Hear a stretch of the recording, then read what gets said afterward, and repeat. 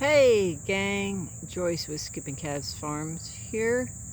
Um, I'm just making kind of an impromptu little video. I'm back by the intermittent creek. I had taken a number of step-ins and made a perimeter just outside this mowed area. Wanted to find out how much of the tall stuff the sheep would eat, and what stuff the sheep would eat. And so I've been kind of hanging out here with them, watching them graze. They won't touch goldenrod. They really like privet. Mom took a bite or two of a walnut sprout, and anything with a leaf. They love poison ivy. Looks like I got a little bit of that on me when I was putting in the step-ins. But so I'm just sitting here at the edge of some shade, and I brought a tote with me. This is the tote I use for reeling line onto new reels. Earlier today I was kind of in a hurry, so I didn't take a video, but I put some line on some mini reels. Right now what I want to do is I want to clean up some other reels that I had. So these are two reels that I bought several years ago. These are 3-in-1 geared reels from Strainright out of New Zealand. I got them because I was making an order anyway. I needed to have a minimum amount for free shipping. I do most of my buying like at Labor Day weekend or Black Friday or something like that. I try to plan ahead, and so I bought these. Don't think the price of anything has gone down in the last couple of years, and but as you can see, these reels are black instead of most of the other ones are white. That was one of the reasons why I bought them, because white plastic doesn't tend to hold up as well in the sun as black plastic does, which is one of the things I like about the little mini reels. Now, this is one of the new mini reels I just bought, and you can see how shiny it is, clean and shiny and glossy. This is one of the mini reels that I just got, and I just treated a few days ago with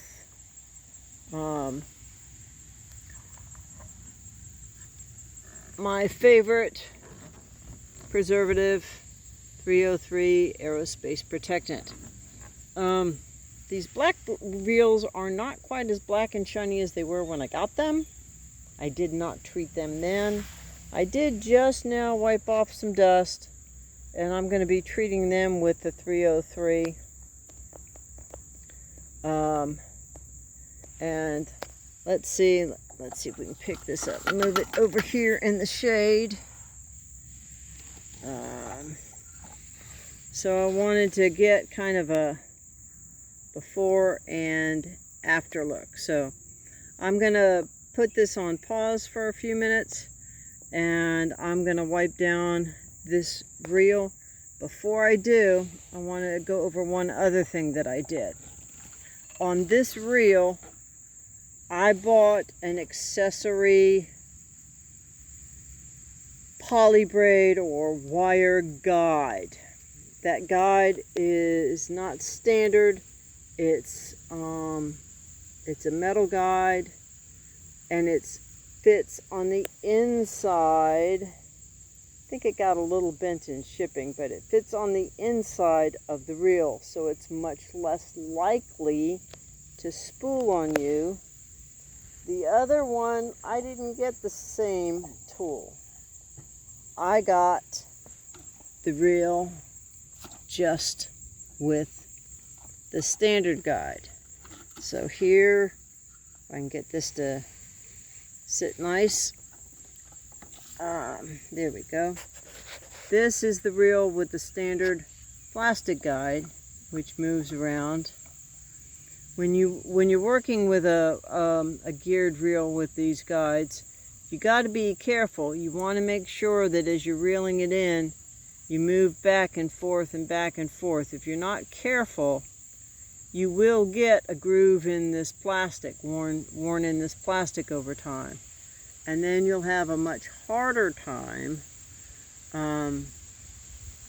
being able to move back and forth smoothly.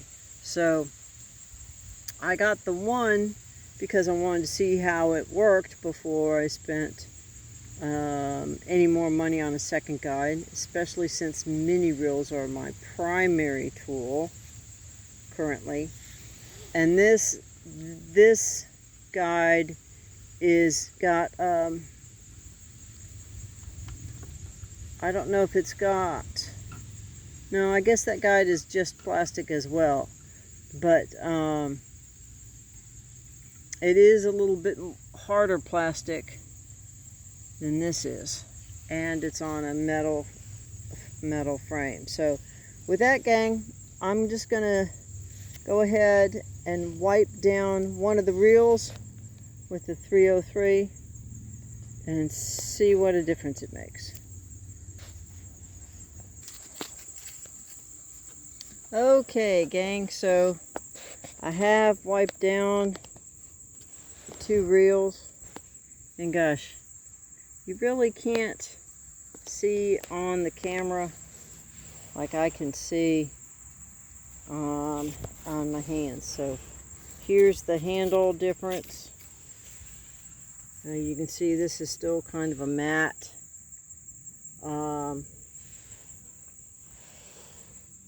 You can see a bit more shine. Well, let's put the handle in the shade.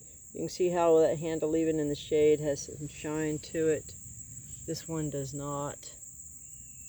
I turn this over on the side. That looks black and shiny.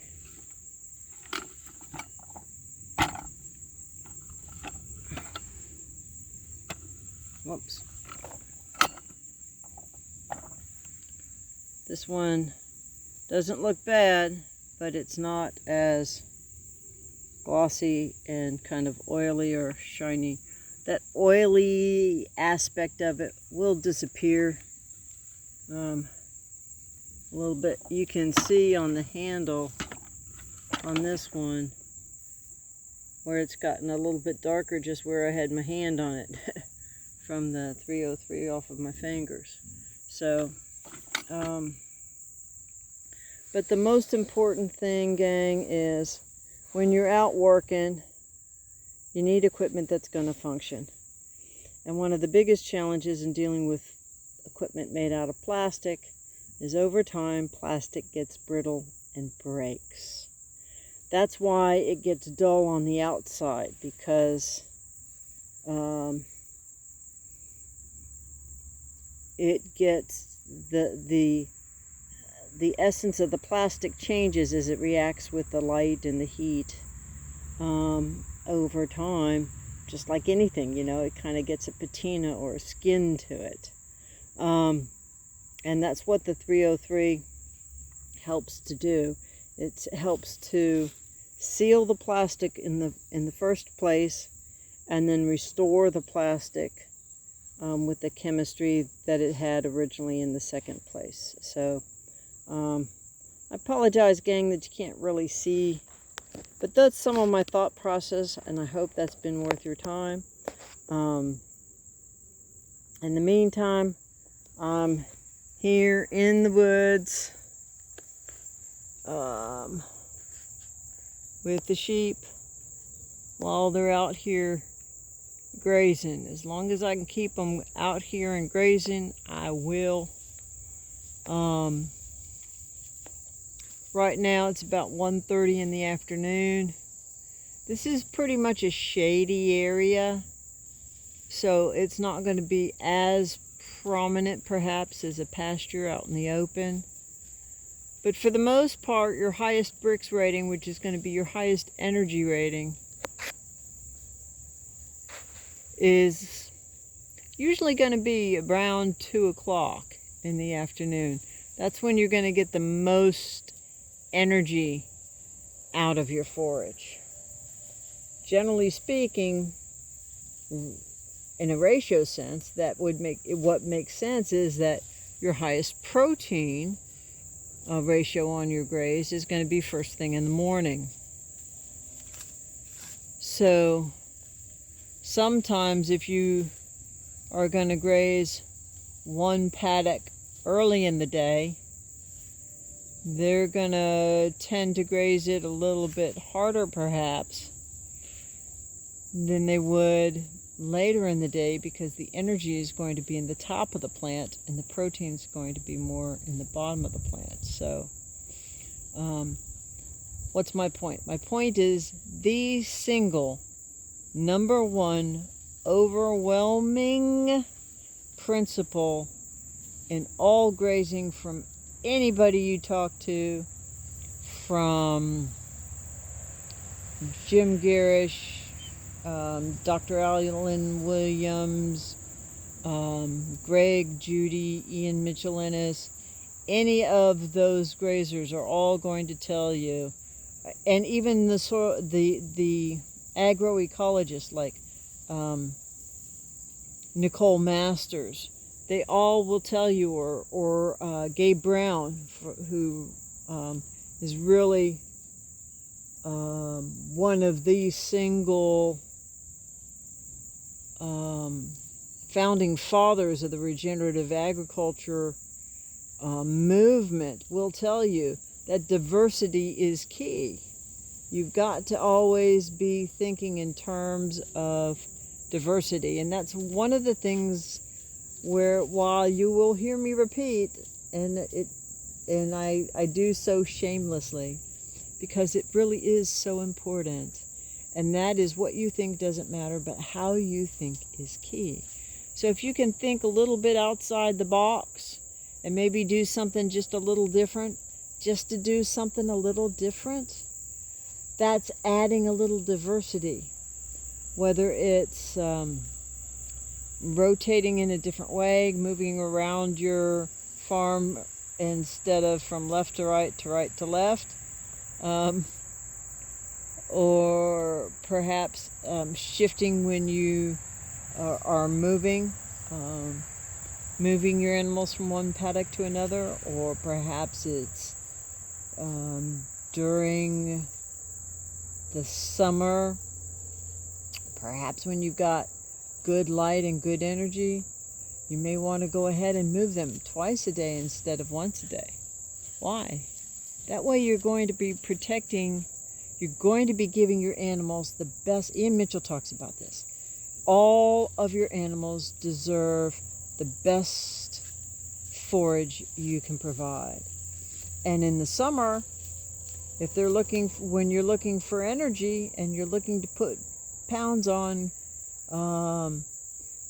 that's going to be at the top of the plant. And so perhaps moving 2 times a day instead of once a day is going to give you 2 things. Number one, it's going to give you a better even graze for your animals.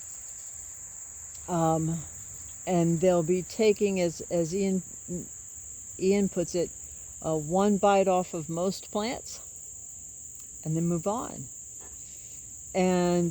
But not only that, they're going to get the top energy off of every single bite, because if you move them twice, they're still getting that top bite, and that top bite is going to have the most energy.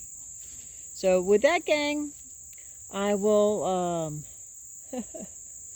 these crazy critters, I will get back to finishing with my reels. and sitting with the sheep, and we will wish you blessings for the day, and whatever you do, just keep chasing the dream.